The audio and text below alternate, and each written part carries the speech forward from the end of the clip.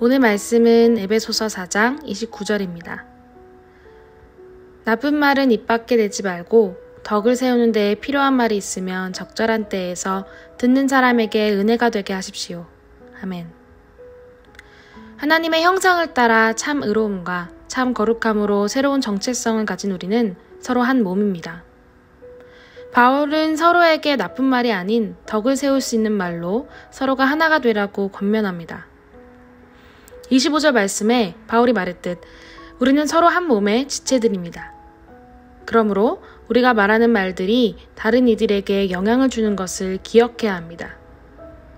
우리가 함께하는 공동체를 돌아봅시다. 우리의 가정과 학교, 직장과 교회, 그리고 주변 친구들에게 우리는 어떤 말로써 서로가 하나가 되고 있나요?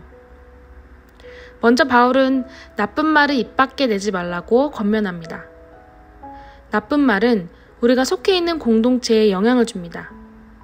서로를 비방하거나 정죄하는 말, 혹은 가십거리, 그리고 거짓말들은 함께 있는 공동체에게 마음의 어려움뿐만 아니라 서로에게 덕이 되는 말이 아니기 때문에 자제해야 합니다.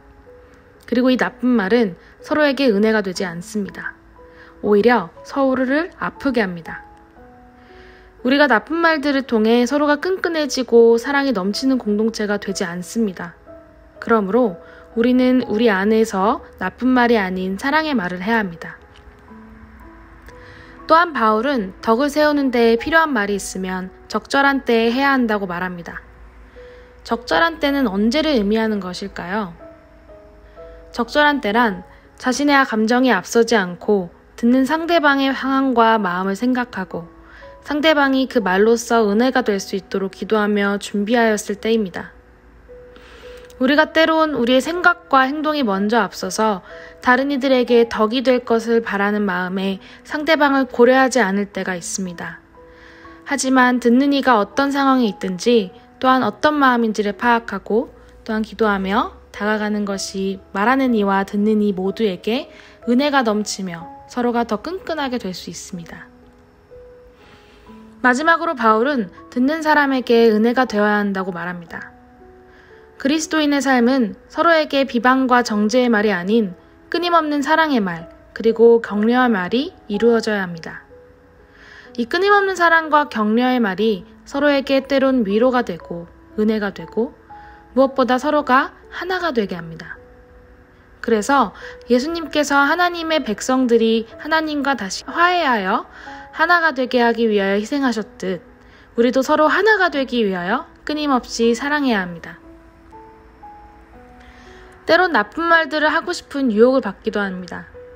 나와 맞지 않는 사람들, 상황들, 답답함, 억울함, 화남 등이 우리의 말로 나쁜 열매를 맺고 싶어질 때가 종종 있습니다. 하지만 참 의로움과 거룩함을 입은 하나님의 백성인 우리는 이 상황들을 나쁜 말과 행동으로서 드러내지 않고 성령의 열매인 사랑과 기쁨과 화평과 인내와 친절과 선함과 신실과 온유와 절제를 드러내는 참된 그리스도인이 되어야 합니다. 끊임없는 사랑과 격려의 말이 넘치는 공동체, 서로 덕이 되며 은혜를 전하는 공동체가 되어 우리가 교회가 하나가 되기를 소망합니다. 적용 질문입니다. 최근에 했던 나쁜 말은 없었는지 돌아봅니다. 왜 쉽게 그 말들과 행동이 나왔었는지 돌아보시며 바뀌어야 하는 부분들을 적어봅시다. 누군가의 잘못과 자신의 감정보다 서로의 하나됨을 추구할 수 있도록 또한 적절한 때에 덕이 되는 말을 할 수 있도록 하나님의 지혜와 성령님의 도우심을 구합시다. 기도하겠습니다. 사랑의 하나님, 우리에게 주신 귀한 공동체가 있습니다. 우리는 하나님의 백성으로서 우리의 말과 행동으로 다른 공동체에 영향을 주는 것을 잊지 않고 나쁜 말이 아닌 사랑과 은혜가 넘치는 말이기를 소망합니다. 그리하여 우리가 하나가 될 수 있도록 인도하여 주세요.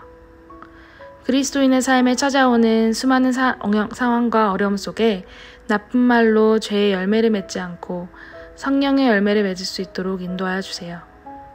하나가 되게 하심에 감사합니다. 예수 그리스도 이름으로 기도합니다.